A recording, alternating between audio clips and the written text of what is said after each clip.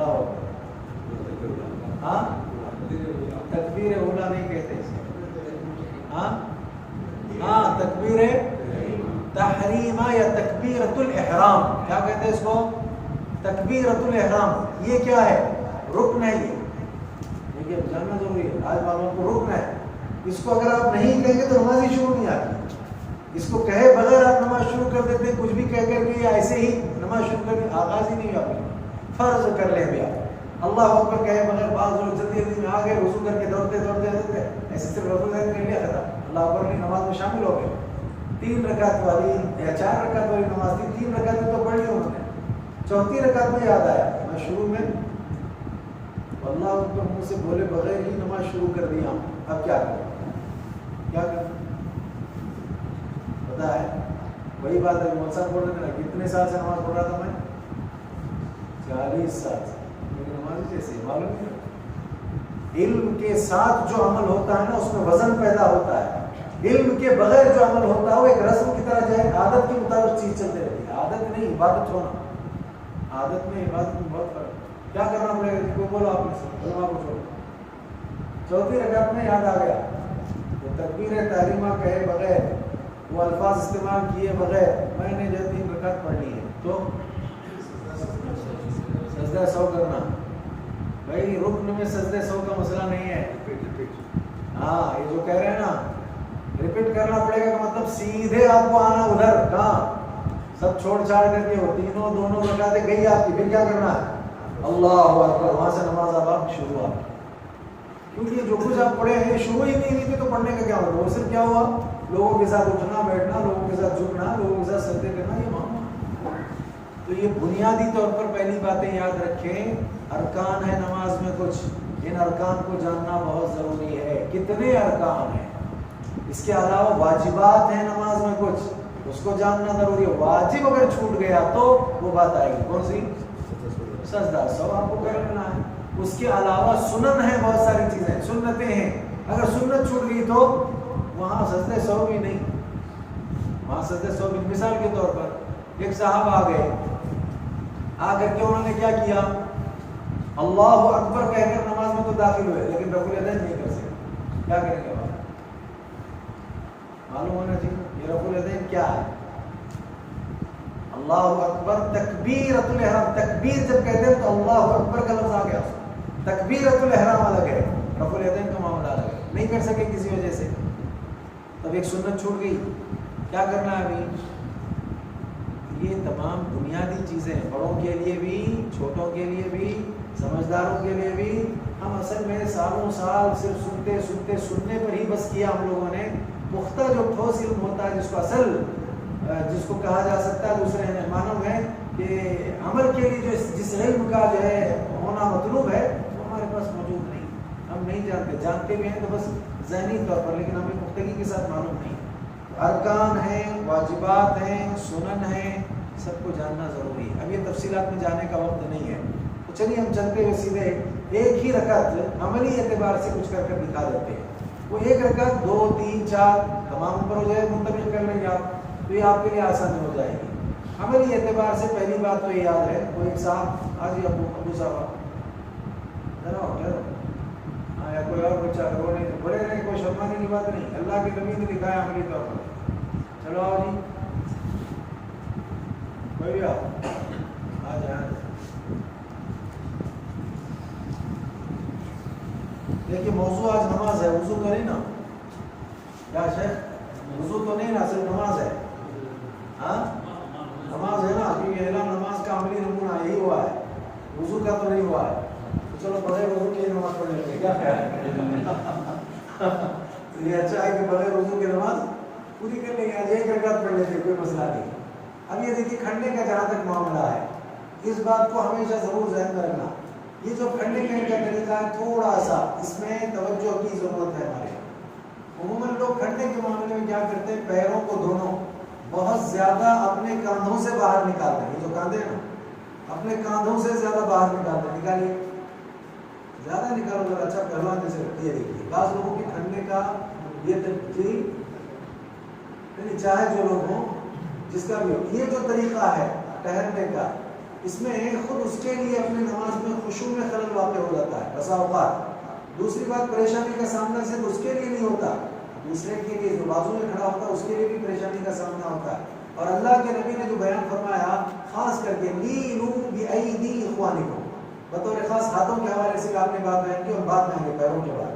اپنے بھائیوں کے لیے اپنے ہاتھوں کو نرم کرو. تو لہٰذا نرمی کا معاملہ یہ ہے کہ ایسا انداز ہمارا نماز میں نہ ہو کہ جس سے ہمارے بھائی کو جماعت کے ساتھ نماز کی ادائیگی کے موقع پر تکلیف ہو. جس سے تکلیف کا معاملہ ہوتا ہے. ماشاءاللہ پیر تو انہوں نے بالکل سیدھے رکھے ہیں. بعض لوگوں کو دیکھا گیا پیر بہت پھیلاتے نہیں, کر لیں اپنے معمول کے مطابق دیکھیے پیر پھیلاتے نہیں زیادہ, لیکن پیروں کو ٹیڑھا رکھتے ہیں. یہ ٹیڑھا رکھنے کا معاملہ ہے. اس طرح رکھنا چاہیے, رکھا ہے ایسا, یہ بھی غلط ہے.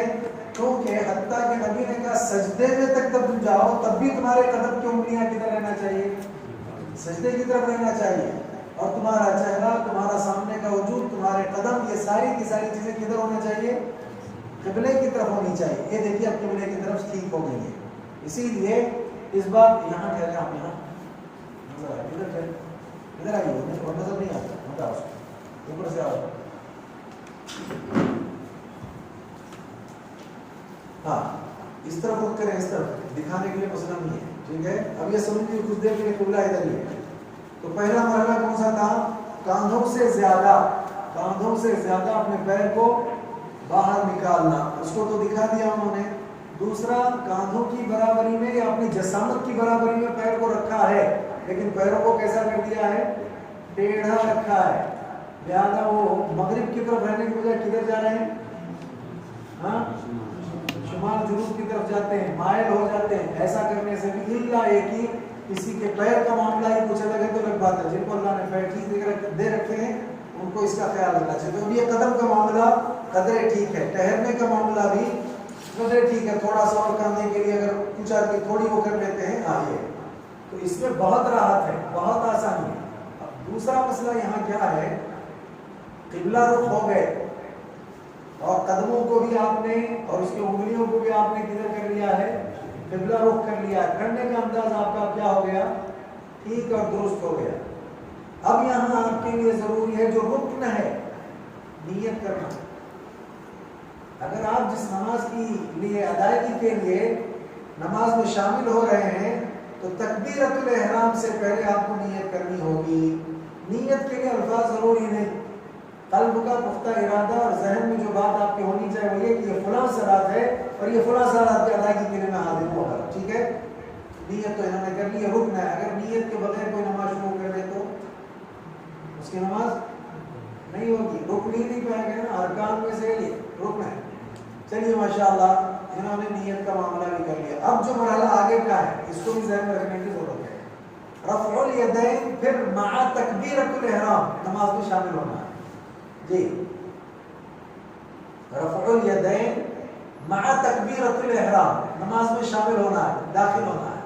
چلیے اللہ اکبر. ٹھیک ہے, ابھی ہاتھ ماننے کا مسئلہ نہیں, جہاں تک ہم جہاں تک کہیں اتنا ہے. ہاں ہاں یہ ہے اللہ اکبر. اس موقع پر بعض لوگوں کو کیا غلطی ہو گئی ہے, وہ انگلیاں قبلے کی طرف ہونا چاہیے تو کیسے کرتے ہیں, نہیں بھائی, ہاں بعض لوگ کیا کرتے ہیں, آ گئے بڑی, آج کل نئے اسٹائل بھی نوجوانوں کے پاس آ گیا ہے, لباس کی وجہ سے, بالوں کی وجہ سے, فلاں کی وجہ سے کیا کرتے ہیں,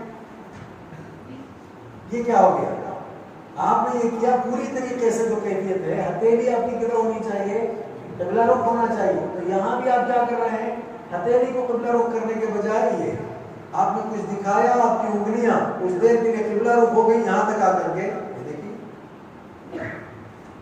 یہ طریقہ آتا ہے, پورا کرنے کا معاملہ نہیں, یہ طریقہ ہوتا ہے. بعض لوگ آتے ہیں, نہیں غلط ہے, یہ سنت کے خلاف ہے, آپ سنت نہیں ادا کی, اس پر اجر نہیں ملے گا. بہت ممکن ہے اگر آپ جان کر کے ایسا کرنے لگ جائیں تو اس پر مواخذہ ہو سکتا ہے, آپ گرفت ہو سکتی ہے آپ کی. تو لہٰذا انگلیاں آسمان کی جانب اور ہتھیلی کا جو ظاہر ہے وہ کدھر ہونا چاہیے, قبلہ رخ ہونا چاہیے. اچھا, قبلہ رخ تو ہو گیا اور ساتھ ہی ساتھ انہوں نے تکبیرۃ الاحرام بھی کہہ دیا. اب یہاں اس کے 3 طریقے لوگوں نے اپنا لیے. ان 3 طریقوں میں سے 2 ٹھیک ہے، ایک ٹھیک نہیں۔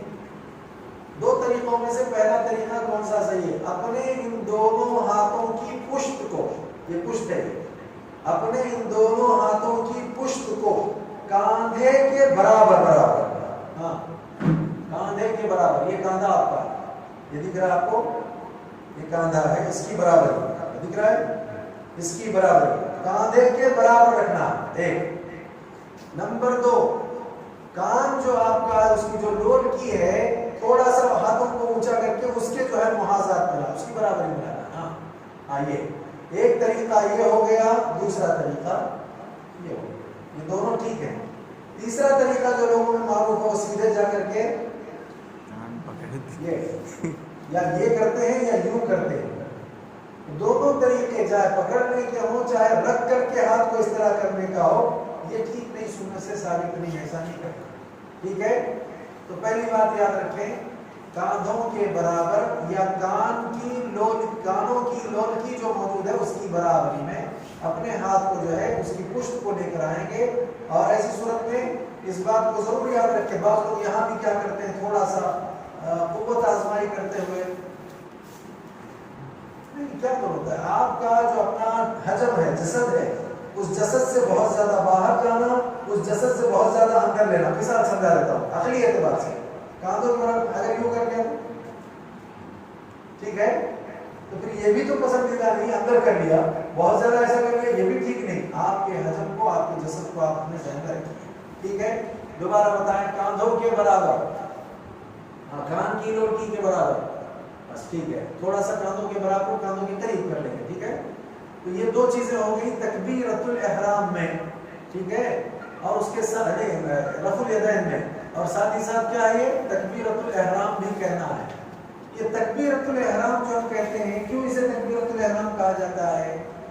اس لیے کہ اس تکبیر کے کہنے کے بعد ہی ساری چیزیں جو نماز سے باہر کی ہیں، نماز کے علاوہ کی ہیں، وہ کیا ہو جاتی ہیں، حرام ہو جاتی ہیں، نہیں کر سکتے، بات بھی نہیں کر سکتے، کھا بھی نہیں سکتے، پی بھی نہیں سکتے۔ لیکن یہ کہ نماز میں جا کر کے وہاں یہاں کا پورا حساب سوچ سکتے ہیں، کیا خیال، پورا حساب سوچ سکتے ہیں، ادھر ادھر کا خیال پورا دماغ میں لا سکتے ہیں، اور جو ہی اللہ اکبر کہہ کے نماز میں گئے، شیطان کی تابعداری کرتے ہوئے سب کچھ کر کے سلام پھرتے ہوتے انہیں چھوڑتا تو یاد ہو نماز میں بیڑا کب کی نکلا کر دوبارہ، ایسا کیا خیال، یہ نہیں، وہ خوف جو پہلے ہم نے کہا نا، ڈر اور اللہ سے پانے کا جذبہ، رغبت، یہ اگر مسلسل ذہن اس وقت بھی رہے گا تو جو جو ثابت ہے وہی کرنے لگے گا۔ یہاں ایک بات بتا دیتا ہوں، ٹھیک ہے، پہلی بات یہ ہوگی تکبیرۃ الاحرام، کیوں کہتے ہیں ساری چیزیں اس کے بعد کیا ہو جاتی ہیں، اچھا یہ رفع الیدین کے بعد ساری چیزیں حرام ہوتی ہیں یا تکبیرۃ الاحرام کے بعد حرام ہوتی ہیں؟ میں نے رفع الیدین کیا، ساری چیزیں حرام ہوئی کہ نہیں ہوئی؟ نہیں ہوئی۔ ہاں میں نے رفع الیدین کیا نماز کے لیے، ساری چیزیں حرام ہوئی کہ نہیں ہوئی؟ زور سے بولو، سب کو سب سیکھنا ہے نا، آپ کے بہانے سب سیکھیں گے۔ ہاں کیا کہتے ہیں، میں نے رفع الیدین کیا نماز میں جانے کے لیے، سب چیزیں حرام ہوئی کہ نہیں ہوئی؟ حرام ہو گئی۔ ہاں اللہ کو بولنے کے بعد ہاں یہ صرف یہاں اٹھانے سے حرام نہیں ہوتی، کیا کرنا پڑے گا، اٹھانے کو اللہ اکبر آپ نے کہہ دیا اب حرام ہو گئی۔ جیسے مثال کے طور پر ایک صاحب نکاح کے لیے بیٹھ گئے، حاجی صاحب پوچھتے ہیں فلاں کی بیٹی فلاں اتنے مہر میں فلاں گواہ کس میں تمہارے نکاح میں دیا، ہو گیا کوئی چھات اڑا نہیں، ہو گیا، کیا کرنا پڑے گا، میں نے قبول کیا کا مطلب ہو گئی، کہنا پڑے گا نہیں ہے۔ تو قول یہ عمل ہے اور یہ قول ہے، اس قول کو بہت اہمیت ہے، لہذا یہ تکبیرۃ الاحرام بہت اہم ہے، ٹھیک ہے نا۔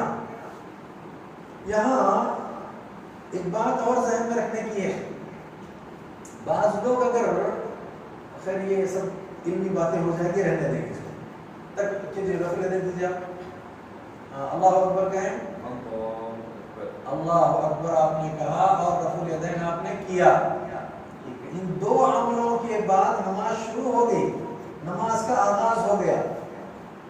اب اس کے بعد ہاتھوں کے باندھنے کا معاملہ آتا ہے، ٹھیک ہے، ہاتھ باندھیے، کیسے باندھیں گے ہاتھ کو،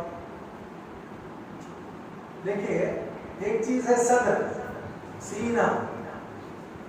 ابن خزیمہ کی روایت ہے کہ بعض محدثین نے اس میں کچھ کلام بھی کیا لیکن سہل بن سعد وغیرہ کی روایت سے اس کو تقویت ملتی ہے وائل بن حجر کی, جس سے پتہ چلتا ہے کہ شواہد کی بنیاد پر روایت صحیح ہے. اس میں صاف الفاظ ہیں کہ سینے پر ہاتھ باندھنا. ہاتھ باندھنا ہے, سینے پر ہاتھ باندھنا ہے. اہل علم اسی کو جو ہے ترجیح دیتے ہیں. تو ہاتھ باندھنے کے لیے بھی وضاحت ہو گئی ہے کہ دایاں ہاتھ بائیں ہاتھ کے, دایاں ہاتھ کس پر ہونا چاہیے؟ بائیں ہاتھ کے. بس آپ لوگ سوتے ہو کیا کرتے ہیں؟ سوتے ہو ان کی کیفیت یہ ہے, بعض لوگوں نے دیکھا ہوگا نا دونوں ہاتھ سینے پر رہتے, سوتے ہو بعض لوگوں کے, لیکن وہاں کیسے رہتے؟ بعض لوگوں کے ایسے بھی رہتے ہیں, بعض لوگوں کے ایسے بھی رہتے ہیں, سوتے ہو. لیکن نماز کے موقع پر آپ کو کیا کرنا ہے؟ یہ دایاں ہاتھ ہے. اس دائیں ہاتھ کو, جو بایاں ہاتھ ہے, اس بائیں ہاتھ کو پہلے سینے پر رکھیں گے آپ, پھر اسی پر. اب رہا اس میں باندھنے کی دو طریقوں میں سے, بہت لمبی اور باریک کی باتیں نہیں. سینے پر تو باندھا, باندھیا آپ نے سینے پر تو باندھا, تھوڑا اونچا. ہاں سینہ صدر, صدر کی انتہا کے بجائے صدر پر رکھے, ٹھیک ہے کوئی مسئلہ نہیں, اس میں گنجائش کا پہلو ہم بتائیں گے کہاں ہے. یہ جو ہے آپ کا اہل علم نے اس میں تطبیق دی. کیا تطبیق دی؟ آپ کا یہ کف ہے نا, پھر رسغ ساعد, یہ تین چیزیں ہیں, کف رسغ ساعد. باندھتے ہوئے ایسا باندھو ہاتھ کو کہ تینوں کا کچھ کچھ حصہ آ جائے, ید بھی آ جائے, رسغ بھی آ جائے, ساعد بھی. یہ دیکھیے ید آ گیا جس کو ہم کف کہتے ہیں, کف آ گیا, پھر یہ اتنا حصہ جو دکھ رہا ہے یہ رسغ آ گیا, یہ اتنا حصہ جو آیا وہ ساعد. آپ اس کو مضبوطی سے پکڑنے کے الفاظ کی روایت میں آئے, ہاتھ باندھنے ہاتھ رکھنے کے لیے. یہ ایک طریقہ ہو گیا, سینے پر یہ ہاتھ میں نے رکھا ہے اور ساتھ ہی ساتھ کچھ حصہ اس کا اس پر, پھر کچھ حصہ اس پر اور کچھ انگلیاں جو ہے نا اس پر. یہ طریقہ کار ہو گیا ہاتھ باندھنے کا. دوسرا بخاری کی روایت کے الفاظ کے اعتبار سے سارے جھگڑوں کو ختم کرنے کے لیے ذرا سے ذرا, یہ اب ظاہری بات ہے یہ کریں گے تو صدر کا آخری حصہ ہوگا, سینے کے آخری حصے پر ہاتھ آ جائیں گے. یہ باندھیے, ہاں پکڑنا نہیں. بعض لوگ کیا کرتے ہیں اس طرح کرتے ہیں, نہیں یہ غلط ہے, ایسے پکڑنے کا مسئلہ نہیں ہے, رکھنے کا معاملہ بس, ٹھیک ہے نا. آپ نے رکھا, کاندھوں کو بالکل ڈھیلا چھوڑیں, نماز میں نرمی پیدا کرو. جو حدیث آئی اپنے بھائیوں کے لیے اپنے ہاتھوں کو نرم کریں. تھوڑی دیر کے لیے نیچے آئے, جلدی سے کھڑے ہو جاؤ, جلدی سے کھڑے ہو جاؤ, ادھر ٹھہرو, ادھر دونوں ٹھہرے ادھر, باندھو ہاتھ باندھو, تھوڑا سا کونیوں کو ذرا اور ادھر کریں. آپ یہاں کیا راحت محسوس کر رہے ہیں؟ ہاں راحت محسوس کر رہے ہیں, ٹھیک ہے, یعنی اتنا محسوس کر رہا ہے. میں نے یہ کیا ایسا, ٹھیک ہے, یا بسا اوقات ایسا جو ہے کرتا ہوں میں. یہ بیچارے اپنے دونوں ہاتھوں کو کیا کرتے ہیں, کبھی ادھر بھی پہلوان آ گیا ادھر بھی پہلوان آ گیا, سکڑ کے رہ گیا. میرے لیے ذمہ داری کیا ہے اس میں؟ اپنے ہاتھوں کو نرم کرو. یہ وجہ ایسا کرنے کی, میں ایسا کر دیا, ٹھیک ہے, کچھ آپ کی کیفیت آتی ہے, یہ کر لی, یہ کیفیت دکھ رہی ہے آپ کو, بات یہ کیفیت سیدھا سیدھا اس کو چھوڑو, نیچے ڈھیلا ڈھیلا چھوڑیں, آپ اس کو اچھی طرح سے لیں, ٹھیک ہے, اس کے اوپر رکھو, یہ انگلیاں رکھو, بس نیچے کیوں کر رہے, ہاں رکھو, یہ ڈھیلا چھوڑو, آپ بھی ڈھیلا چھوڑو. اب یہ کاندھے سے کاندھے کا ملنے کا معاملہ ہو گیا, قدم سے قدم کا بھی آسان ہو گیا اگر آپ اس طرز کو اپناتے. نہیں, تھوڑا سا آپ نے اس طرز کو بھی اپنایا ہے تو اس کو آپ نے کیا کیا, ڈھیلا رکھ کر کے قریب کر لیا, ٹھیک ہے. یعنی یہ کہ مطلب یہ کہ اپنی بعض لوگ کوہنیوں کو اتنا اونچا کر دیتے ہیں کہ جس سے دوسرے کو, بازو والے کو کیا ہوتی ہے, تکلیف ہوتی ہے. تو کلیہو بایدی اخوانکم, اپنے بھائیوں کے لیے اپنے ہاتھوں کو کیا کرو, ذرا نرم کرو, لہذا تکلیف نہ ہو. نماز میں خشوع و خضوع باقی رہنا چاہیے, اس کا ہم کو بطور خاص خیال رکھنا ہے. کبھی آپ نے ایک کیفیت اختیار کر لی, دیکھا سامنے والا مجھے کر رہا ہے, ٹھیک ہے, کبھی آپ نے یہ بھی کیا تو اس کو ذرا سا کر کے ڈھیلا کر دیں اس کو. اب یہ کب معاملہ کب ہوتا ہے, ایسے کرو کہ خود بھی تکلیف میں ہوگا, دوسرے کو بھی تکلیف کا سامنا ہوگا. میرا بیٹا ٹھیک ہے, یہاں تک کا تبھی یہاں تک کا تو معاملہ ہم کو سمجھ میں آیا ہے. اب کیا کریں گے اس کے بعد, ہاتھوں کے باندھنے کی کیفیت کے بعد کیا کریں, تھوڑا اونچا رکھنا, تھوڑا اونچا رکھو ہاتھ کو, ہاں ہاتھ کو بڑی تکبیر تحریمہ ہو گیا, رفع الیدین ہوا, صدر پر ہاتھ باندھ دیا. اب اس کے بعد کیا کریں, تکبیر تحریمہ آپ بولیں گے, پھر تکبیر تحریمہ کہاں سے بولتے ہیں, ہو گیا تکبیر تحریمہ,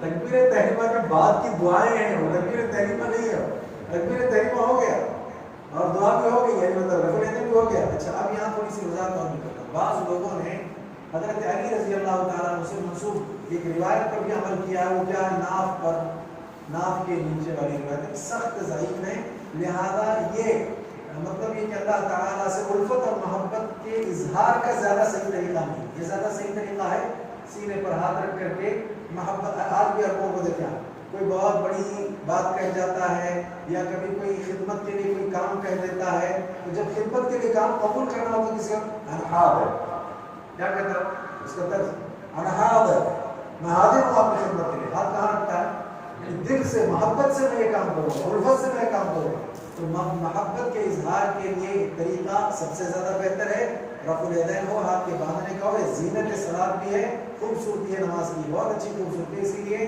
تحت السرہ اور فوق السرہ یہ جو ہے روایتوں پر عمل کرنے کے اعتبار سے زیادہ بہتر یہ ہے کہ اس روایت پر جو ابن خزیمہ کی ہے، جو شواہد کی بنیاد پر بھی زیادہ صحیح ہو جاتی ہے، اس پر عمل کرنا زیادہ بہتر ہے۔ چلیے اب تکبیرات پڑھیں۔ اب دیکھیں یہاں، ہاں جی پڑھیے۔ اللهم باعد بيني وبين خطاياي كما بعدت بين المشرق والمغرب اللهم نقني من الخطايا كما ينقى الثوب الابيض من الدنس اللهم اغسل خطاياي بالماء والثلج والبرد بس یہ ایک بڑی دعا انہوں نے پڑھ کے سنا دی ہے، ٹھیک ہے، بہت ممکن ہے آپ میں سے بہت ساروں کو یہ دعا یاد نہیں، تو دوسری کوئی دعا سنائیں اس موقع پر۔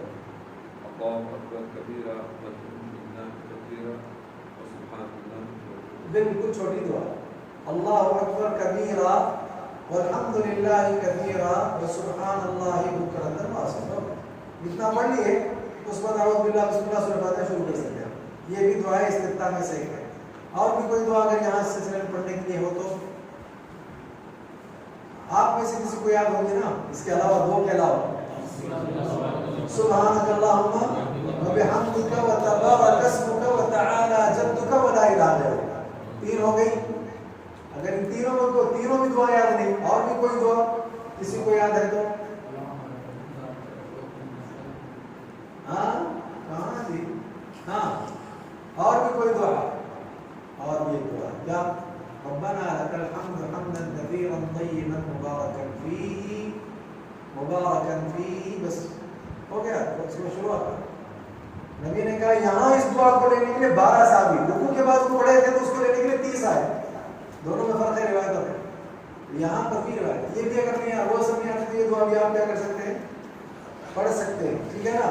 اس کے علاوہ وجہت وجہی للذی فطر السماوات والارض حنیفا وما انا من المشرکین ان صلاتي ونسكي ومحیاي ومماتی للہ رب العالمین لا شریک له بذلک وامرت انا اول المسلمین، ٹھیک ہے نا۔ یہ دعا اور ایک روایت میں اس سے بھی اس کے آگے بھی اور کلمات موجود ہیں، ٹھیک ہے۔ ان میں سے کوئی بھی ایک دعا اگر آپ کو یاد ہے اس دعا کو پڑھیں، اس کا نام کیا ہے، دعائے استفتاح، کیا ہے اس کا، ثنا کہہ لو یا دعائے استفتاح، ٹھیک ہے۔ یہ آپ نے پڑھ لیا، کیسے زور سے پڑھنا ہے، ہاں خاموش پڑھنا ہے، ٹھیک ہے نہیں۔ صحابہ، اب یہیں آ کر میں ایک بات بتا کر جلدی انشاءاللہ مسئلہ ختم کروں۔ میں دیکھیے صحابہ نے اللہ کے نبی سے پوچھا، کیا پوچھا اللہ کے نبی سے کہ اللہ کے نبی اللہ اکبر جب آپ کہتے ہیں تکبیرۃ الاحرام، اس کے بعد آپ سورہ فاتحہ زور سے جب پڑھتے ہیں تو اس کے بیچ میں اور وہ تکبیرۃ الاحرام کے بیچ میں خاموش رہتے ہیں، اس میں کیا پڑھتے ہیں؟ تو یہی یاد رکھنے کی بات ہے، میں کہہ رہا تھا نا دماغ ہمارا ادھر ادھر وہاں یہاں جاتا، ہم نماز میں نہیں رہتے، اس سے بات سمجھ میں آئے گی۔ پوچھا آپ خاموش رہتے ہیں تو نماز میں کسی بھی جگہ پر خاموشی نہیں، خاموشی ہے، خاموش اگر آپ رہے تو کون آتا ہے کہ اس میں خلل ڈالنے کے لیے، شیطان آ جائے گا۔ اسی لیے ایک عمل ہوتے ہی فوراً دوسرا عمل جو وہاں ثابت ہے وہ شروع کرنا، وہ ہوتے ہی اس کے بعد والا شروع کرنا، وقفے زیادہ نہیں رکھنا خاموشی کے، کیونکہ پوری کی پوری نماز ذکر ہے نا، پوری کی پوری نماز ذکر ہے تو پوری نماز میں ذکر ہونا چاہیے، خاموشی نہیں۔ تو یہ جو خاموشی کے بارے میں پوچھے اللہ کے نبی صلی اللہ کے نبی نے کہا میں خاموش نہیں رہتا ہوں، اس میں کیا کرتا ہوں، دعا پڑھتا ہوں۔ معلوم ہوا کہ نبی وہاں پہ خاموش نہیں رہتے تھے، کیا پڑھتے تھے، دعا پڑھتے تھے۔ تو خاموش نہیں رہنا ہے اور وقفہ زیادہ نہیں دینا ہے، یہ ہو گیا اس کے بعد کا فوراً عمل، وہ ہو گیا اس کے بعد کا فوراً عمل۔ اس طرح نماز شروع کرنے سے لے کر سلام پھیرنے تک اگر آپ مسلسل ایک کے بعد ایک عمل کرتے ہی جائیں گے تو تو شیطان کو داخل ہونے کا موقع نہیں ملے گا آپ کے ذہن میں. نماز میں خشوع بھی رہے گا, آپ ایک عمل کے بعد دوسرے عمل پر دھیان دیتے ہوئے اس عمل کو کرتے رہیں گے, نماز جو ہے آپ کی ٹھیک ہو جائے گی. وقفہ ہمارے پاس زیادہ ہوتا ہے. تو یہاں اتنی دعائیں بتائی گئی ہیں, ان دعاؤں میں سے کوئی بھی دعا جو آپ کو یاد ہے اسے کیا کریں گے آپ؟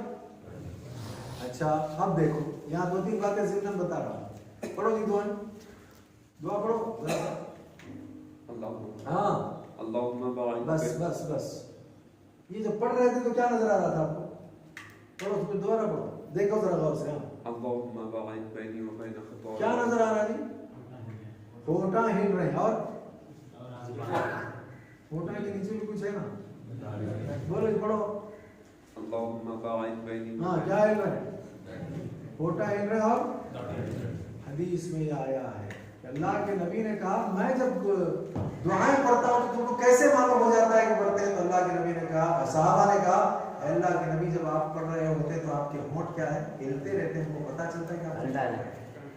اب اس سے کیا معلوم ہوا؟ دیکھو یہ مسئلے سمجھنے کے ہیں, کیونکہ یہاں 2-3 ہیں ماشاءاللہ, یہ تو بیٹھے ہوئے یہ حالت ٹھیک ہے, لیکن نماز کے وقت کی بات بتا رہا تھا. نماز کے وقت میں یہ جو ہم ماسک منہ میں لگا رہے ہیں, ٹھیک ہے غلط ہے صحیح؟ ہاں چہرہ دکھنا نا چہرہ اوپر سے, وہی ماسک لگانا صحیح ہے غلط ہے؟ نماز کے وقت کی بات کر رہا ہوں. آپ ٹھیک ہے لگا رہے کر بیٹھے تو کوئی مسئلہ نہیں ہے, لیکن نماز کے لیے جب آپ کھڑے ہو گئے اس موقع پر حدیث میں صاف منع ہے کہ اپنے چہرے کو ڈھانپ کر کے نماز مت پڑھو. ٹھیک ہے, نمبر 1. نمبر 2, اس سے دیکھیے پڑھتے ہوئے صحابہ کیا کہتے تھے, ہم جان جاتے ہیں کہ آپ جہاں کچھ پڑھ رہے ہیں. کیسے؟ آپ کے ہونٹ ہلتے تھے. اب وہ رہے گا تو لگا کر کے ذرا سا جاڑا کپڑا لگا کر کے پڑھنے دیجیے, معلوم نہیں پڑے گا نا ہونٹ ہل رہے ہیں کہ نہیں ہل رہے ہیں, داڑھی ہل رہی کہ نہیں ہل رہی ہے. لہٰذا یہ پڑھنا یہ جاننا مشکل ہو جائے گا. اس لیے اس بات کو ذہن میں رکھیں کہ نماز کی ادائیگی کے موقع پر آپ نے اگر لگا بھی لیا, تھوڑا اسے نیچے کر کر کے ہٹا کر کے نماز کو چہرے کو منہ وغیرہ کو کھلا رکھ کر کے آپ دعاؤں کے پڑھنے کا اہتمام کریں گے انشاءاللہ. ٹھیک ہے نا. عام حالتوں میں آپ دال نہیں کر رہے ہیں تو آپ کا معاملہ کوئی مسئلہ نہیں. چلیے یہ ہو گیا. اس کے بعد کیا کریں گے آپ؟ بس سنیے, اللہ اکبر کہہ کر ہاتھ باندھنے کے بعد جب ہم اللہ اکبر کہنا شروع کرتے ہیں تو وہاں ایک مسئلہ ہے, وہاں سے لے کر نماز پوری ہونے تک ہماری نظر کہاں رہنا چاہیے, اور قاعدے میں جب بیٹھے تو ہماری نظر کہاں رہنا چاہیے؟ شہادت کی انگلی پر. بس یہ 2 ہی جگہ ہیں.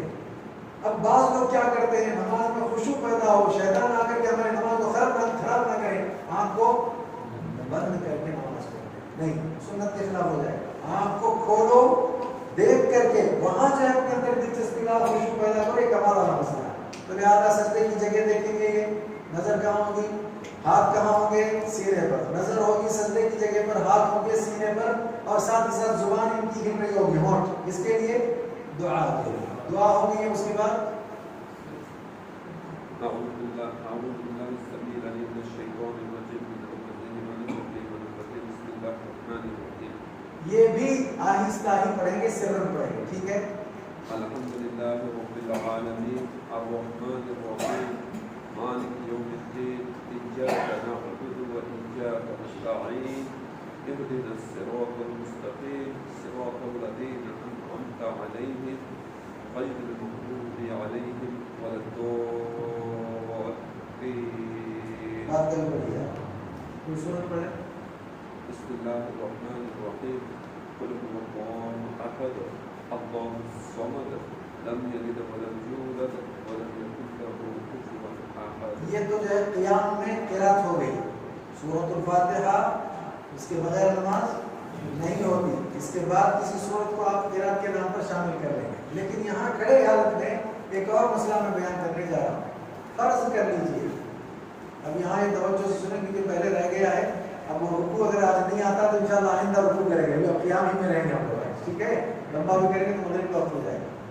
یہ جو لباس انہوں نے پہن رکھا ہے, فرض کر لیں آج لباس ہمارے پاس بہت ہے, وسائل ہے, اس لیے بولا. نبی کے زمانے میں کبھی ایسا ہوتا تھا, تک دستی, تلاشی, مفلسی اور غربت کبھی ایسی تھی ایک کپڑا بھی نصیب نہیں ہوتا. ٹھیک ہے نا. کسی کسی کو 2-2 4-4 بھی نصیب ہوتے تھے. اب ایک ہی کپڑا ہے, تو ایسے موقع پر کیا کرنا چاہیے اسے؟ ایک کپڑے سے کیسے نماز ادا کرنا چاہیے نماز کی ادائیگی کے لیے؟ یہ بہت ضروری ہے. مسئلہ پہلے چھوٹ گیا, اس میں بیان کرنا. کیا کرنا چاہیے؟ ایک کپڑا ہے, کیسے کرنا چاہیے؟ ہاں, ناف سے گھٹنے تک باندھ لینا چاہیے, پھر نماز پڑھنا چاہیے. بھائی اللہ کے نبی کیا کہتے ہیں؟ لیس علی عاتقیہ شیء, دونوں کاندھوں پر اگر آپ کے کچھ بھی نہیں ہے تو آپ کی نماز نہیں. تو اس ایک کپڑے کو کیسا باندھنا پڑے گا؟ یہاں سے لے کر یہاں. اگر بہت نیچے نہیں آیا تو گھٹنوں تک تو کم از کم کتنا کپڑا آپ کے پاس ہو. ٹھیک ہے, وہ بھی نہیں ہے تو مجبوری کا معاملہ الگ ہے, لیکن اصول کیا ہے؟ آپ کے کاندھے کیا ہونا چاہیے؟ ڈھکے ہوئے ہونا چاہیے. آپ کے کاندھے, یہ آپ کے لیے ضروری ہے. اچھا ٹھیک ہے, عورتوں کے لیے ان کے سر پر جب تک اوڑھنی نہیں ہوگی ان کی نماز, حدیث میں آیا.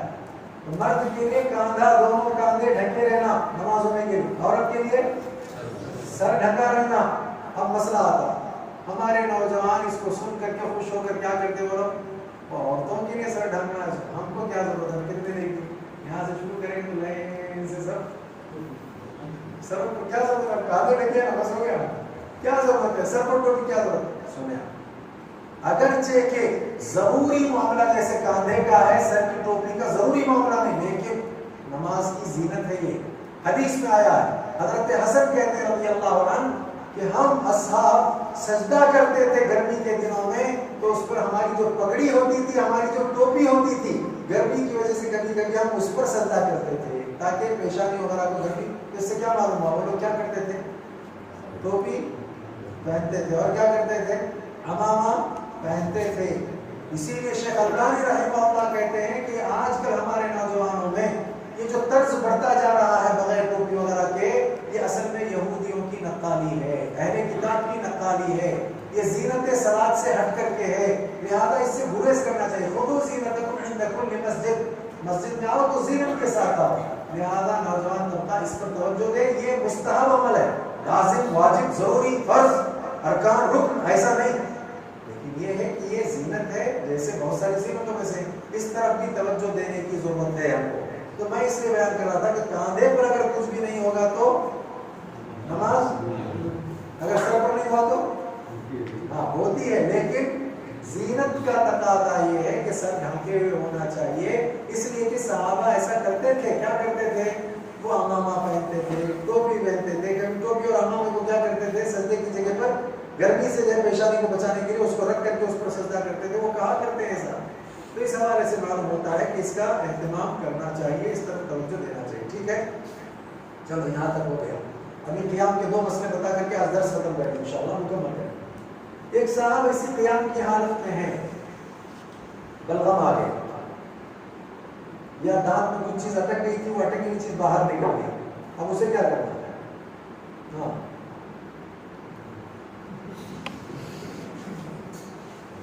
بڑا مسئلہ ہے نا, کیا کرنا ہے؟ اندر لے لینا ہے. کھانا کھائے نا, تکبیر تحریمہ کے بعد سب حرام ہے کہ کھانا بھی آگے نہ لو, اندر نہیں سر باہر نہیں سر سکتے. تو اب کیا کرنا ہے؟ باہر نہیں سر سکتے تو کیا کرنا ہے؟ اسی لیے یہ سمجھنا سب مسئلے. جب کبھی ایسا ہو, پہلی بات آج کل تو ماشاءاللہ ایک قالین بلین ہے, حدیث میں آیا کہ اگر بلغم آ جائے یا کوئی ایسی چیز آ جائے, بائیں طرف اسے پھٹکارنا.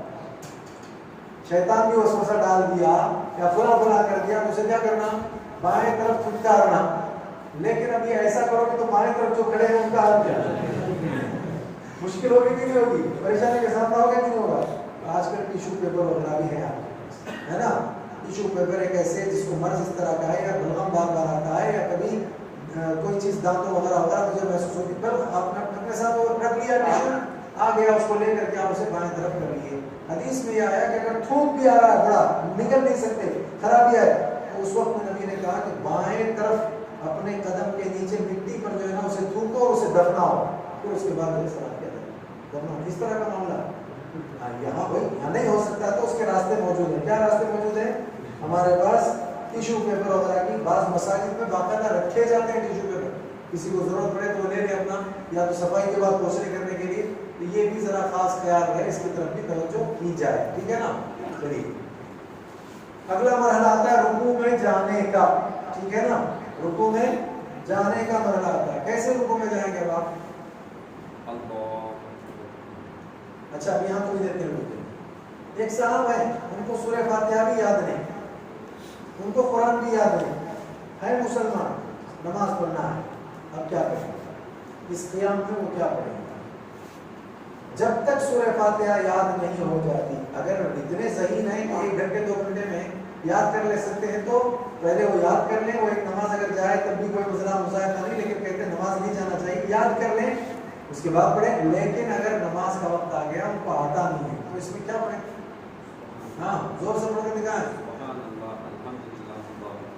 سبحان اللہ الحمدللہ ولا الہ الا اللہ واللہ اکبر، اس طرح کا جو اذکار ہے، ذکر ہے نا، یہ اذکار اس کو پڑھتے رہنا، خاموش بہرحال نماز میں رہے گا نا، نماز میں خاموشی نہیں، پوری نماز ذکر ہے، جب ذکر ہے تو اس کو کچھ نہ کچھ آپ کو ذکر کرنا، جب تک سورہ فاتحہ یاد نہ ہو یہ ذکر آپ کو کرنا پڑے گا، تب آپ کی یہاں نماز پوری ہوگی، سورہ فاتحہ کے بغیر نہیں ہوتی، لیکن ایسے آدمی کے لیے جسے یاد ہی نہیں ہے تو وہ ذکر اذکار کرتے ہوئے نماز کو اپنے مکمل کر لے گا، اس کی نماز ٹھیک ہو جائے گی۔ یہاں تک کا مسئلہ واضح ہو چکا ہے، ٹھیک ہے؟ چلیے رکوع میں جانے کا مسئلہ دوبارہ رکوع لے لیں، ہاں اب دیکھیے یہاں جو ہے 2-3 مسئلے ہیں۔ پہلا مسئلہ یہ ہے کہ ایک آدمی رکوع کرتا ہے تو سر کو وہ جو حد ہوتی ہے برابری کی اس سے نیچے لے جاتا ہے، ٹھیک ہے؟ بعض لوگ یوں کرتے ہیں، صحیح ہے، بعض لوگ یوں کرتے ہیں، صحیح ہے، دیکھیے آپ یہ بھی ٹھیک نہیں ہے، یہ بھی ٹھیک نہیں ہے، ایسا کرنا بھی ٹھیک نہیں، نیچے حد سے زیادہ جانا بھی ٹھیک نہیں ہے۔ اور اچھا بعض لوگ کیا کرتے ہیں، پیٹھ کو تو برابر رکھ لیا، ٹھیک ہے، یہ بھی ٹھیک نہیں، یہ نظر سجدے کی جگہ پر رکھنے کے لیے پیٹھ بھی سیدھی ہو، اور ایسی صورت میں یہ جو ہاتھ ہے نا ان کے سارے انگلیوں کے ساتھ یہ جو گھٹنے ہیں اس کو اچھی طرح سے پکڑ لیا جائے، پکڑ کر کے یہ کیا جائے، ٹھیک ہے؟ یہ طریقہ یہ بھی نہیں اور ایسا بھی نہیں اور ایسا بھی نہیں، یہ تینوں طریقے غلط، ایک طریقہ اس کا جو ہے وہ بالکل درست ہے، اس کو ہم رکوع کہتے ہیں، ٹھیک ہے نا؟ تو لہٰذا جب آپ نے رکوع کیا ہے تو رکوع کا جو طریقہ ہے وہ طریقہ تو اصل میں یہ ہے، لیکن کچھ ایسے لوگ بوڑھے ہو سکتے ہیں جن کو اس طرح کا رکوع کرنا مشکل ہوتا ہے، بوڑھے لوگ ہو سکتے ہیں ان کو ایسا رکوع کرنا مشکل ہو سکتا ہے جس کی وجہ سے وہ کچھ حد تک ایسے جھک لیتے ہیں، ایسا، ٹھیک ہے؟ کوئی مسئلہ شریعت میں جہاں عذر آ جاتا ہے، جہاں کوئی سبب پیدا ہو جاتا ہے وہاں اس کا حل آ جاتا ہے، سبب نہیں ہے، سب کچھ کر سکتے ہو پھر بھی اگر آپ ایسا کرو گے تو وہ غلط ہو جائے گا، ٹھیک ہے نا؟ تو بوڑھے لوگ اگر کسی بڑھاپے کی وجہ سے، کمر کے درد کی وجہ سے یا کسی اور وجہ سے تھوڑا سا اگر آپ جھک لیے ہیں، اس طرح سے لوگوں نے تھوڑا سا انشاءاللہ الرحمن اس میں حرج نہیں، ان کا رکوع درست ہو جائے گا، اس میں کوئی مظاہرے کی بات نہیں۔ یہاں 3 4 5 دعائیں موجود ہیں، ہم انشاءاللہ ان دعاؤں کا تذکرہ بعد میں کریں گے، 20-25 منٹ کا تو وقت ہو گیا، ان کو رکوع کی حالت میں رکھتے ہیں، اگلے اتوار پھر رکوع سے شروع کریں گے تاکہ پھر سجدہ آ جائے، پھر اس کے بعد کا مرحلہ آ جائے تو زیادہ بہتر ہے۔ ہاں وہی بتا رہا ہوں نا، وہ کرنے سے جو اوپر جا رہا ہو، نہیں وہ سیدھا آ کر کرنے سے جو اوپر کا مسئلہ بگڑتا ہے، یہ ٹھیک ہے، یہ اوپر کا مسئلہ بگڑا کب ہے؟ جب آپ نے اسے ہاں وہ بولا نا دبا کر کے اچھی طرح سے پکڑ کر کے کریں گے تو ہو جائے گا، ٹھیک ہے؟ شاید یہی ہوگا دیتے رکوع میں رہنے دیتے ہیں تاکہ اگلے مرحلے میں انشاءاللہ رکوع کے بعد کو سجود کیونکہ لمبا ہو جائے گا، لوگوں کے کام ہوتے ہیں، پہلے دن اتنا بٹھا لیا، اگر اتنا سنیے 5 سے جی اتنا ہے تو مطلب بالکل گلے کی ہڈی کے یا اس کے قریب تک لے جانے کا مسئلہ نہیں ہے، وہ بھی جو ہے نا مطلب یہ ایک طرح کی زحمت ہے، ایسا نہیں، صدر بیچ میں آپ اس سے رکھیے کافی، آپ کی راحت اس میں ہے، یہ بھی راحت نہیں ہے، لہٰذا آپ بالکل اس کے وسط میں رکھیں گے، ٹھیک ہے انشاءاللہ۔ دیکھو 5-10 منٹ میں صرف اس لیے دے رہا ہوں کہ اب تک جو ہم نے یہاں تک بتایا ہے، دوسرے مسئلے نہیں، دوسرے مسئلے بعد میں آئیں گے، شاید کیا ہے جی، صرف 5 منٹ اس لیے دے رہے ہیں کہ یہاں تک جب تک میں نے مسئلہ اس میں سے کوئی کسی کو کچھ پوچھنا ہے، دوسرے مسئلے نہیں انشاءاللہ، کوئی دوسرے جی رکوع تک ہی رکوع تک جو اب تک ہم نے بتلایا ہے، اس رکوع تک میں کوئی مسئلہ اگر آپ کو پوچھنا ہے، اب تک جہاں سے شروع کر کے آئے ہیں وہاں تک میں کوئی پریشانی اگر آپ لوگوں کی ہے تو 5 منٹ میں سے پوچھیے، انشاءاللہ اس کے جوابات آئیں گے، تو پھر اس وقت مجلس کو برخاست کر کے اس کے بعد کا مرحلہ بعد میں شروع کرتے ہیں جی۔ بچے رکوع میں ایسا ہی کرتے ایسا عجیب عجیب عجیب، یہ تو مذاق ہو جائے گا نا۔ حدیث میں آیا کہ اپنے گھٹنوں کو پکڑنا ہے۔ ہاں کبھی کبھی کیا ہوتا ہے بتاتا ہوں آپ کو، پریشانی کیا ہوتی ہے جو ابھی بچے نے بتایا نا ہمارا، یہ اس طرح کے اس میں جب آپ کرتے ہیں کیسا، یہ پوری طرح پیچھے نہیں لے جاتے، تھوڑا سا ایسا جھکا کر کے جب آپ ایسا کرتے ہیں تو کبھی کبھی ٹائٹ ہاتھ رکھنے کی وجہ سے یہ ہوتا ہے کپڑے، یہ بھی اگر ہو رہا ہے الگ بات ہے، لیکن مضبوطی سے اگر آپ پکڑ لیں تو یہ کیفیت نہیں ہوتی۔ اور یہ جو کہہ رہے ہیں نا کھیل کرنا ہے وہ کرنا، یقیناً مذاق نہیں، نماز ہاں نماز مذاق نہیں ہے، یہ اللہ کی عبادت ہے۔ اس عبادت میں اگر آپ ایسی حرکتیں کریں گے تو یہ بہت بڑا جرم کہہ رہے ہیں، اور جان بوجھ کر کے اگر آپ کرتے ہیں تو بالکل نہیں کرنا جی۔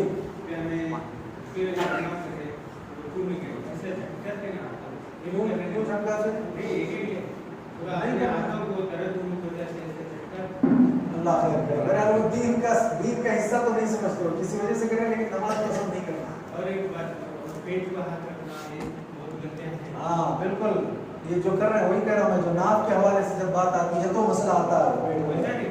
کچھ درد ہو رہا تو بات الگ ہے، ایسا پکڑنے کا نماز میں بیجا حرکتیں نہیں ہونا چاہیے، بار بار ادھر ادھر ہاتھوں کو لے جا کر کے، بسا اوقات یہ دیکھا گیا کہ بعض لوگ وضو خانے میں تو ناک کو صاف نہیں کرتے، نماز میں آتے ہی شروع کر دیتے ہیں۔ بٹ ٹھیک ہے، جو بھی حرکتیں ہیں، چاہے سر پھجانا ہو، ناک کی گندگی صاف کرنا ہو، اس کے علاوہ کوئی بھی مسائل کیوں نہ ہو، بیجا حرکتیں نماز میں نہیں ہونا چاہیے۔ آپ کیا کریں، جو سنت سے ثابت ہے اس پر عمل پر دھیان دیں، یہ ثابت ہے وہاں کو یہی رکھنے کی کوشش کروں گا۔ چھوٹی موٹی اگر کوئی ایسی خارش کا مسئلہ بھی آتا ہے تو کوشش کریں کہ وہ بھی نہ ہونے پائے، تاکہ نماز کا خشوع ختم ہونے سے ساری چیزیں، ٹھیک ہے۔ اور کسی کا کوئی سوال؟ یہاں تک رکوع تک کے معاملے میں، بس دوسرے معاملے میں نہیں۔ اور یہ جو رکوع تک کا معاملہ بغیر وضو کے ہوا ہے، ٹھیک ہے نا۔ امام ابھی سورت کے آخری الفاظ میں ہے، میں آپ نماز میں شامل ہوا تب میں سب پورے اور سب پڑھ کے سورہ فاتحہ پڑھنا کیسا کرنا، ابھی میں 8 گھنٹے کے ساتھ ہی رکوع پہ چلے گئے امام، تو ہم بغیر فاتحہ کے لیے سورہ فاتحہ کے ملاقات بھی ہو سکتی ہے کیسے؟ بہرحال اب رکوع ہوا اس لیے پوچھ رہے ہیں، بتا رہا ہوں میں۔ حدیث میں آیا کہ جب تم مسجد میں آؤ، نماز کے لیے آؤ، تو امام کو مصلیوں کو جس حال میں پاؤ وہی حال اختیار کرنا۔ مثال کے طور پر آپ وضو کر کے آئے، انہوں نے کیا کیا، فصل لربک وانحر ان شانئک هو الابتر کہہ کر کے اللہ اکبر کہہ کر رکوع میں جا رہے تھے، اب آپ آئے، آ کر کے جہاں آپ کی سب میں جگہ تھی وہاں تک پہنچنے تک بھی رکوع میں تھے، تو اب سیدھے اللہ اکبر کہہ کر کیا کریں گے، رکوع کریں گے، وہی حالت اختیار کریں گے، پڑھنا نہیں سورہ فاتحہ وغیرہ وغیرہ۔ اگر پڑھنے کے لیے آپ کھڑے ہو گئے کا مطلب کیا ہوا، اتنے وقت میں آپ یہ کہہ رہے ہیں امام صاحب کو، تم تمہارا کرو میں میرا کرتا ہوں، امام کے تابع نہیں رہتا، ایسا ہوتا ہے، امام کے تابع ہو جانا فوراً، ٹھیک ہے نا۔ اگر رکوع میں ملتے تو ان کی رکعت مل جائے گی، رکوع میں ملنے سے رکعت ملتی ہے یا نہیں، یہ مسئلہ اہل علم کے درمیان مختلف فی ہے۔ کیسا ہے؟ مختلف فی ہے۔ کچھ علماء یہ کہتے ہیں کہ بغیر سورہ فاتحہ کی نماز نہیں ہوتی، اسے سورہ فاتحہ پڑھانی، اس لیے اس کو بعد میں رکعت پڑھنا چاہیے۔ لیکن کچھ اہل علم بڑے بڑے وہ یہ کہتے ہیں کہ نہیں، رکوع ملنے سے رکعت مل جاتی ہے، وہ جو سورہ فاتحہ پڑھنے کی حدیث ہے وہ قیام کے لیے، اسے قیام ملا نہیں، ملتا تو ضرور پڑتا۔ حدیث جب آئی ہے رکوع ملنے سے رکعت ملتی ہے، اس حدیث کی وجہ سے اس کو استثنائی طور پر رکعت ملے گی، یہ کچھ اہل علم کہتے ہیں، اور اس پر آثار ہیں صحابہ کرام کے۔ حضرت عبداللہ، حضرت زید اور دیگر صحابی کے ساتھ آئے، نماز میں شامل ہوئے، اور شامل ہونے کے بعد عبداللہ رضی اللہ عنہ نے سلام پھیرا، ان کے ساتھ جو صحابی شامل ہوئے تو کھڑے ہوئے، رکوع کیا، میں رکوع میں آیا ہوں، سب کے سامنے سلام پھیرے تھے نا، سارے صحابہ کے سامنے پکڑ کر کے بیٹھے، بولے بیٹھو، ان کو رکعت مل گئی، جبکہ دونوں کس میں آ کر ملے تھے، رکوع میں آ کر ملے تھے۔ ایسے بہت سارے آثار آئے ہیں جس پر دوسرے صحابہ کا انکار نہیں ہے، کسی صحابی نے انکار نہیں کیا، یہ کیا کہہ رہے ہیں آپ، رکوع جو ہے ان کو ملا تو رکعت نہیں ملی، کسی نے سب خاموش رہے کا مطلب یہ ہوا ٹھیک کہا ہم نے، کیا صحیح ہے۔ وہ ابو بکرہ کی حدیث ہے نا، کہاں سے سجدہ کی، وہ مسجد میں آئے تو نبی کو صحابہ کو دیکھا رکوع کرتے ہوئے، تو کہاں سے سجدہ کیا انہوں نے، وہ جہاں سے نظر آیا وہیں سے رکوع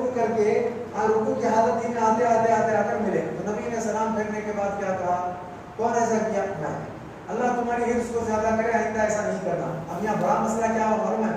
آئندہ ایسا نہیں کرنا سے اگر صرف رکوع کی رکعت کو اگر یہاں مانا لیں گے تو پھر وہ صحیح ہو جائے گا کون سا؟ تو پھر سارے مسلم آئندہ سے کیا کرنا ہے؟ جہاں جہاں دکھائی دے وہاں سے ویسا بچ جانا، پھر وہ صحیح ہوگا کہ نہیں ہوگا؟ کیوں؟ اس کو آپ نے کہاں خاص کیا ہے؟ صرف رکوع کے ساتھ خاص کیا، تو اس کا تعلق رکوع سے نہیں، وہ حرص کون سی وہاں سے آ کر ملنے کی جو حرص تھی نا وہ غلط نبی بتا رہے تھے، کہتے ہیں آئندہ ایسا وہ نہیں کرنا، آؤ سب میں تب ملنا، تو وہ ماننا پڑے گا۔ وہ ماننے سے پتہ چلتا سارے مسلموں کے لیے کہ آئندہ سارے مسلم آرام سے آئیں، صف میں کھڑے ہوں، جہاں ان کو جگہ ملتی ہے وہاں جو شکل رہتی ہے وہ شکل اتنا اختیار کریں۔ اسی لیے اچھا دوسرا ان کا ویسا کرنا بھی کیا بتاتا ہے؟ ان کو پتا تھا کہ اگر میں آرام سے جا کر وہاں سب میں مل کر کے جو ہے وہ کروں گا تو جانے تک تو رکوع بھی نکل جائے گا تو رکعت بھی نکلے گی، اسی لیے انہوں نے وہیں سے کیا ہے۔ اس سے بھی پتا چلتا ہے کہ رکوع ملنے سے رکعت ملتی ہے، بعض نے یہ بھی کہا۔ ٹھیک ہے چلیے ہاں یہ ہمارے گھیرے رہتے نا، گھیرے رہتے اگلا دور رہتا ہے، اسے ایسا گھسیٹ لے سکتے ہیں۔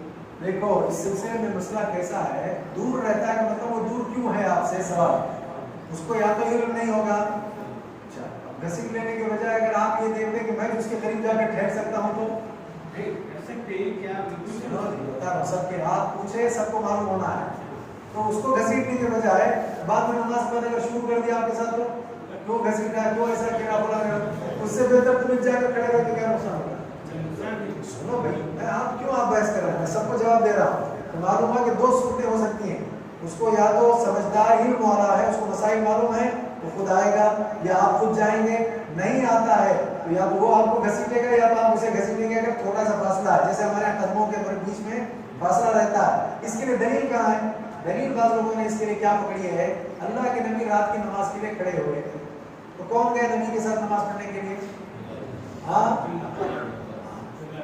حضرت عبداللہ ابن عباس گئے، میں بھی جا کر کرتا ہوں، کھڑے ہوئے، کہاں کھڑے ہوئے؟ رائٹ میں کہاں مقتدی کا کرتا ہے؟ کھڑے ہو جاؤ، ایک اور ساتھ بھی کھڑے ہو، دیکھیں تو بات کرتے ہیں، کھڑے ہو جاؤ۔ امام کدھر رہتا؟ نہیں امام کہاں رہتا ہے؟ بس وہ وہی سمجھانا۔ تو دیکھو انہوں نے کہا امام کے دائیں طرف کرنا چاہیے تھا نا، کہاں کھڑے تھے؟ تو نبی نے کیا کیا؟ پکڑ کر کے، معلوم ہوا کہ ایسا ضرورت پڑنے پر پکڑ کر کے، اسی لیے ہمارے غربا رہتی سے ہم کیا کرتے ہیں، رکوع میں جانے کے بعد دیکھتے ہیں پیر نہیں ملا تو پکڑ کر کے گھسیٹ ادھر لاگو کرا، کیوں پوچھے حدیث کیا ہوتی ہے؟ حدیث ہے، یہ دلیل ہے۔ تو معلوم یہ ہوا یہ ساری چیزیں کب کرنا ہے؟ علم والے ہوں، ذی علم ہوں، نہیں تب اگر معلومات نہیں تو بعد میں آپ اسے بتا سکتے ہیں، دیکھیں بھائی آپ آج ایسا کیے، آئندہ ایسا نہیں کرنا، حدیثوں میں ایسا ہے، مل کر کرنا وغیرہ۔ اسی لیے سبوں کو درست کر کے نماز پڑھنا چاہیے۔ ٹھیک ہے یہاں تک معاملہ ہو گیا ہے، انشاءاللہ میں سمجھتا ہوں کہ یہ کافی ہے۔ آئندہ کچھ اور مسئلے ہیں سوال ایسے؟ وضو کے بارے میں ایک سوال ہے۔ وضو تو ہوا نہیں آدمی، وضو کا تو مسئلہ نہیں، بغیر وضو کے رکوع تک آئے ہیں، اسی لیے میں پہلے پوچھا رہا۔ بول دیا سوال کیا ہے، بنین پہ وضو ہوتا ہے کیا نہیں ہے؟ بدین پر ہوتا ہے، اگر کسی وجہ سے غسل خانے میں گئے، غسل خانے میں، جی یہ ساری باتیں محفوظ تو نہیں کر رہا نا جو بول رہا ہوں، غسل خانے، اسی لیے یہ سب چیزیں ہیں جب پریکٹیکل ہوتے رہتے ہیں تو ذرا سا احتیاط کرو۔ غسل خانے، ہاں یہ ایڈی ہے نا، ابھی قدمی کی ایڈی ملنا کی ایسا رہا ہے تو چلو۔ ہاں اصل میں کیسا ہے، قدم کاندھے کے، دیکھیے میں کہہ رہا تھا نا بھی، میرا جسم جتنا ہے پیر میں اگر اتنا کروں، دوسرا بھی اتنا کرے، تھوڑے بہت فرق کے ساتھ دونوں کے قدم اور دونوں کے کاندھے مل سکتے ہیں، قدم سے مراد پورا کاندھا سے انگلی نہیں، ٹھیک ہے نا، اس سلسلے میں ہاں ایڈی سے، ہاں ایڑی سے لے کر کے قدموں تک کی بھی کوشش اس بات کی ہو، لیکن کبھی بعض لوگوں کے پیر ایسے ہوتے ہیں کہ بیچ سے تھوڑا سا ان کا کم ہوتا ہے، وہ نہیں کوشش کرنے کے بعد مل پاتے ہیں، تو یہاں کوئی ایسی زبردستی نہیں ہے، حالات کے اعتبار سے جائزہ لے کر کے کوشش کرنا چاہیے ملانے کی۔ سمجھ میں آ گئی بات؟ ٹھیک ہے چلیے، میرا خیال ہے کہ وقت یہاں ہو گیا ہمارا، آج کے لیے اتنا ہم کافی سمجھتے ہیں۔ سبحانک اللہم و بحمدک، اشہد ان لا الہ الا انت، استغفرک و اتوب الیک۔